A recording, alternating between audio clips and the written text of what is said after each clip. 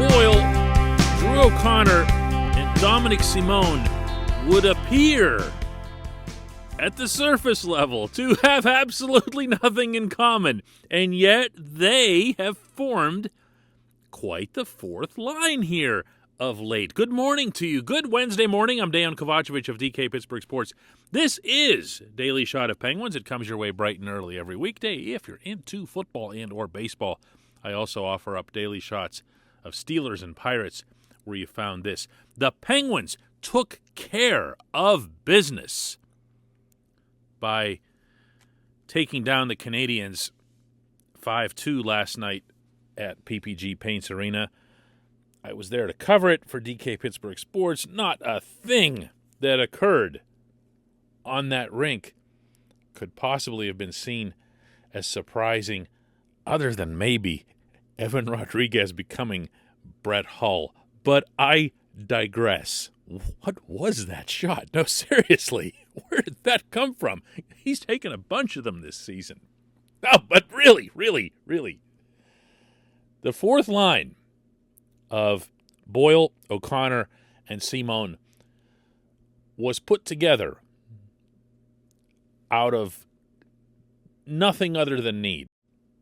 And to prove that, I only need to point out that at yesterday's optional morning skate, Evgeny Malkin was skating around with Jake Gensel and Brian Rust. That's a pretty good line if those guys are healthy, and you'd better believe all three of them would be playing in some form.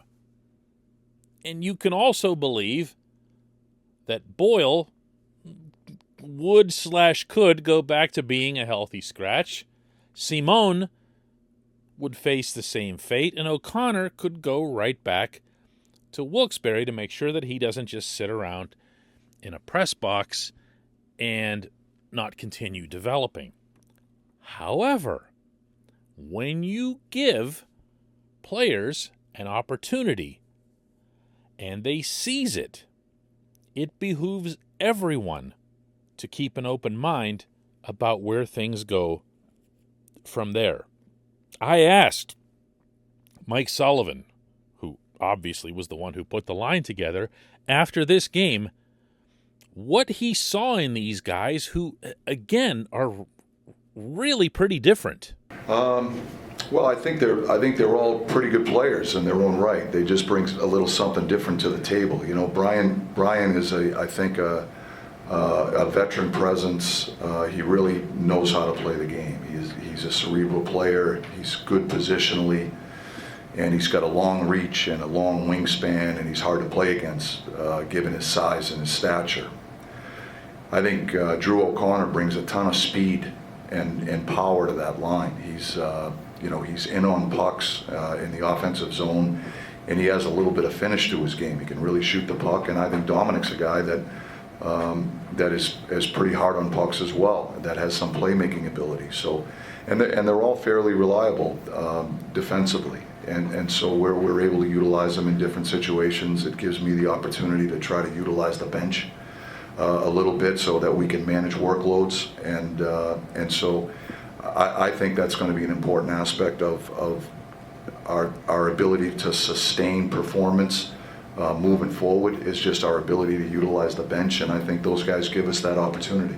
That's pretty encouraging, you know, when you hear the coach acknowledge what the value is, not just of the production that the fourth line brings, but seeing it purely from a coach's perspective, that it allows him and his staff to do different things in terms of how they manage other forwards' ice time and other forwards' responsibilities.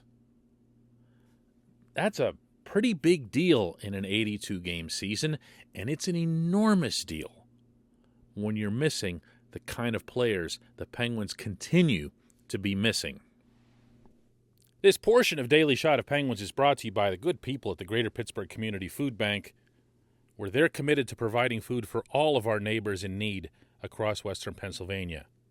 They, in turn, need your help. Find out how $1 can be turned into 5 full meals for those in need. visit pittsburghfoodbank.org. I'm not going to lose my mind here and suggest that there's no way any of these three should come out of the lineup and they need to keep the fourth line together forever.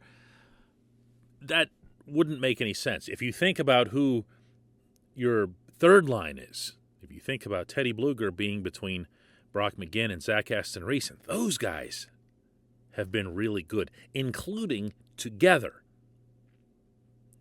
Now you're looking at the second line? You could affect those guys. What, are you going to throw Jason Zucker out of the lineup because everybody's mad at him because he can't score goals or because he's being overpaid to not score goals? That sounds good. It might even feel cathartic in a way, certainly from a fan's perspective. But is it the right move? No. Kasperi Kapanen, we saw him score, what would you call that? Was that a lacrosse goal? A baseball bunt? Whatever it was pretty skillful. That shortening up his hands on the stick shaft like that and then popping it over Jake Allen, that's good stuff. That's what talented players do, and he is that. And he is going to be with Gino when Gino comes back. That's close to preordained from everything I've heard from the inside. So what do you do with these guys? Well, you ride them. You let them know that they're valuable. You utilize them when they're needed. You recognize that Boyle in his mid-30s, you wouldn't want him logging 82 games anyway. And O'Connor, being as young as he is, you'd want him to make sure that he's still scoring goals and getting power play time and so forth in the AHL. So there's a way to wriggle out of the situation. But I still feel like it's worth just having some pause whenever a line clicks like this, and understanding that this is one of those situations that you, not just as a head coach or a coaching staff want, but you as a management team, Ron Hextall, Brian Burke, you want that situation.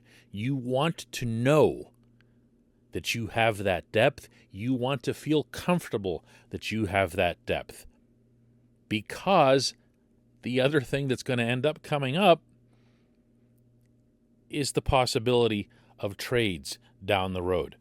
Most likely the trades would be born of need as opposed to want.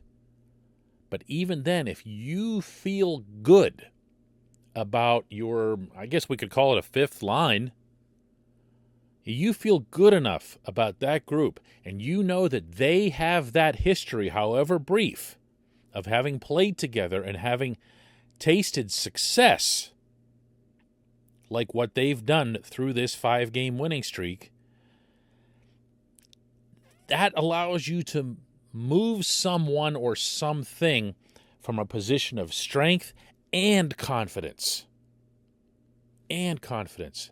Because the other benefit that comes with having, I'll call it that now, a fifth line. We'll call them the fifth line.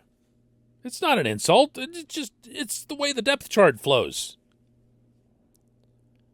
If you have that, then you believe all the more that this team has a decent, healthy playoff run in it. Because that's also part of what's needed.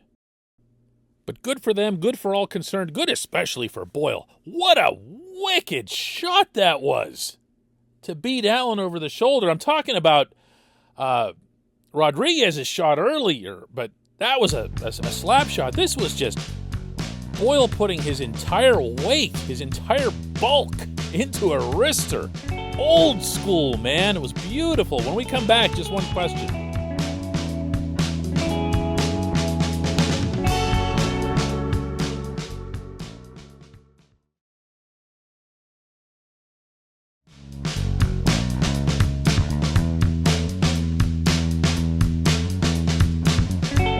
Time for Just One Question. That's brought to you always on this program by Fubo TV. The monthly cost of cable is over $200. Fubo TV is $65 a month to watch all the same channels, including AT&T Sportsnet Pittsburgh. And right now, Fubo TV is offering our listeners of this show a 7-day free trial and 15% off your first month.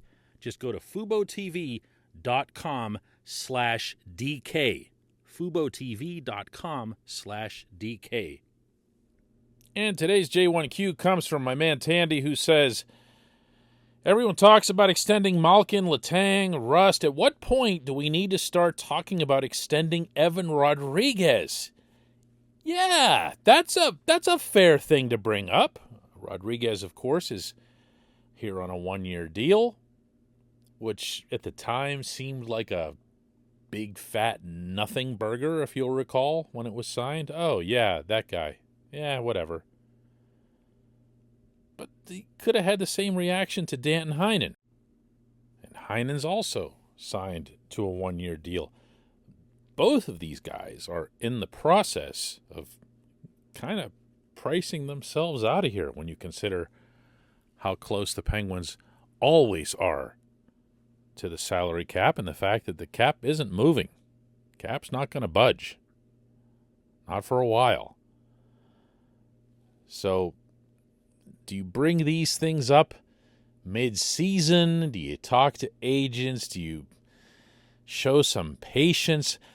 My feeling as to what will happen is that Hextall and Burke will wait it out, see how everything unfolds, and in watching how both of them are performing, I didn't mean to throw Heinen on top of your question here, but they're really in a similar bracket here between Rodriguez and Heinen.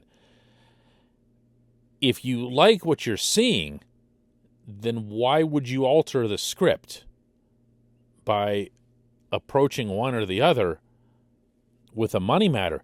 If even in the deepest recesses of their subconscious, they're performing this way in part because they really want to prove something and make some serious money in this league, you don't really want to take that away.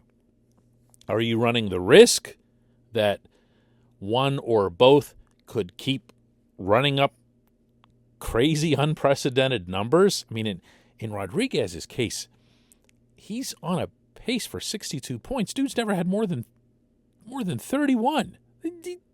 He's doubling what he's done for the rest of his life. Here, by the way, was a little of what Rodriguez had to say last night when he was asked, plain and simple, where's all this coming from? Where did that shot come from? Where's all this production coming from? Confidence. I've said it time and time again. It's just opportunity and confidence. I think I got off to a pretty good start early in the year. I got a lot of opportunity to play, and playing center gave me a lot of puck touches. And I think the more plays you make, the more confident you get. And I'm just trusting my ability, and I'm just day in and day out trying to continue to get better and continue to produce and help this team win. This is a good hockey player. The Penguins got themselves a good hockey player. Two of them. I can throw Brock McGinn into that too. They got themselves some really smart, affordable players who have really taken steps up. That's a big, big separator for this team right now when you look at not just the 5-game winning streak, but also the fact that the Penguins are 10-2-1 since the third week of November, and that's matching the best record in the league in that span. A lot of that's coming from these guys, but you got to be really careful about jumping the gun with extensions, or all of a sudden decisions that were really smart can be made to become really stupid in a heartbeat. So I've said what I think will happen. What I think should happen is pretty much the same. Let's see them continue to prove who they are, whether or not they've broken out, whether or not this is some other level for them, or whether they've just run into some kind of hot start and maybe benefited from all the Penguins stars that have been missing and so forth. Again, all to their credit, but all of which really needs to be weighed when you're putting forth any kind of significant extension. I appreciate the question. I appreciate everybody listening to Daily Shot of Penguins. Let's do another one tomorrow.